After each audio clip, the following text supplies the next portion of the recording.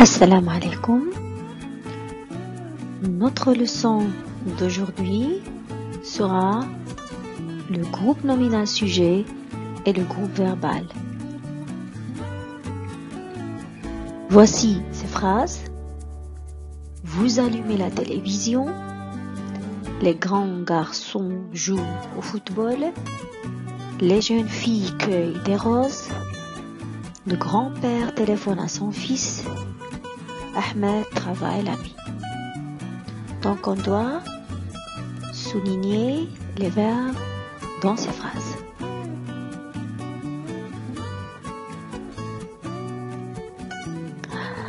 Pour la première phrase, le verbe c'est allumer.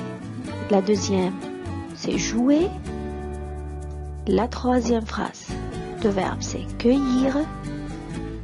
Dans la quatrième c'est téléphoner.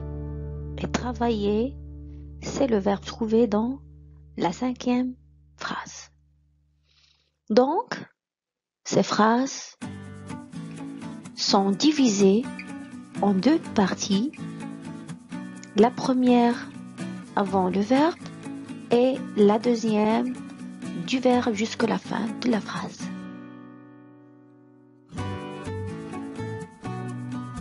Donc, comme vous voyez, la première phrase, on l'a divisée en deux parties. Le groupe nominal sujet, c'est la première. C'est où on a le sujet qui fait l'action. Et la deuxième partie, c'est le groupe verbal qui débute par l'action, ça veut dire le verbe. La même chose pour la deuxième partie, ou bien la deuxième phrase. Donc les grands garçons, c'est le groupe nominal sujet. Joue au football, c'est le groupe verbal.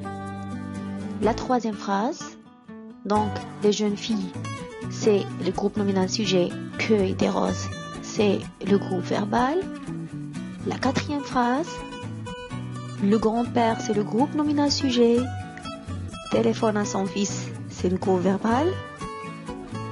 Et la cinquième phrase, Ahmed, c'est le groupe nominal sujet, travaille la nuit, c'est la quatrième, bien la cinquième, ou bien, je m'excuse, c'est le groupe verbal. Donc, allons pour voir chaque partie, chaque groupe, de quoi se compose.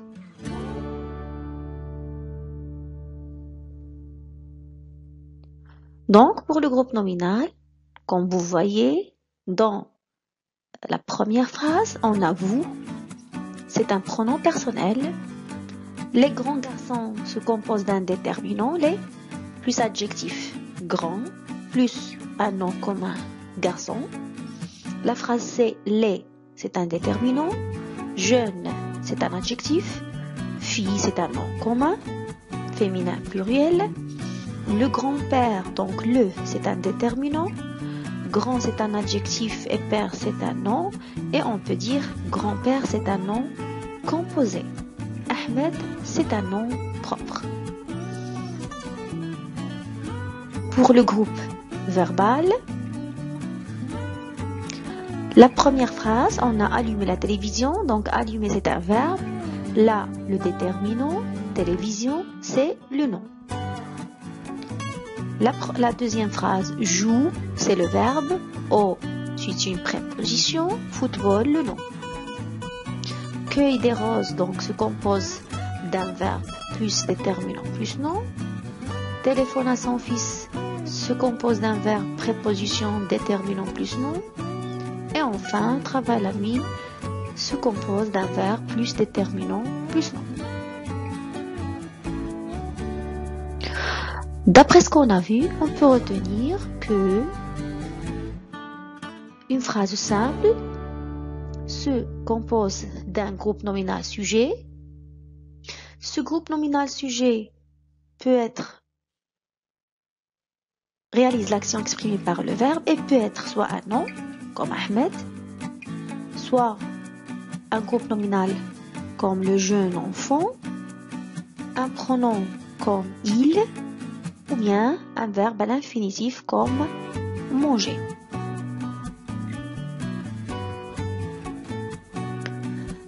Et la phrase contient encore un groupe verbal.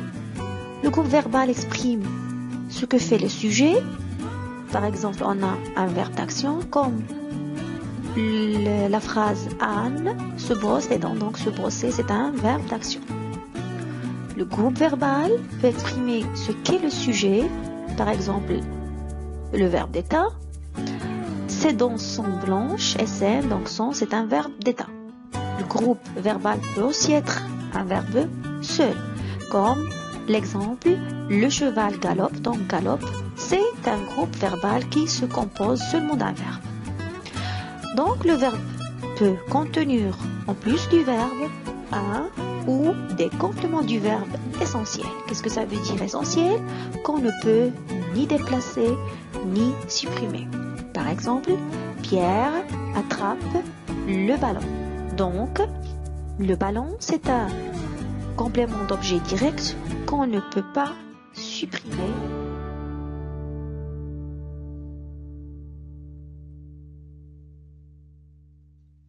Le groupe verbal est souvent complété par un ou plusieurs groupes facultatifs non essentiels. Donc, on peut ajouter des compléments à la phrase. Ces compléments sont facultatifs. Qu'est-ce que ça veut dire facultatif? Ça veut dire qu'on peut les supprimer, on peut les déplacer pour trouver la phrase minimale. Exemple, sur la plage, Pierre attrape le ballon avec les mains. Donc, Pierre attrape le ballon, c'est la phrase minimale. On peut la faire étendue par les mots sur la plage ou bien les compléments. Sur la plage, c'est un complément circonstanciel de lieu ou avec les mains, c'est un complément d'objet indirect qui répond à la question avec quoi. Donc, on appelle ces groupes facultatifs des compléments circonstanciels et on peut les déplacer, les supprimer afin de retrouver la phrase minimale. Donc, on vient de finir notre leçon d'aujourd'hui. Je vous souhaite une bonne journée et au revoir.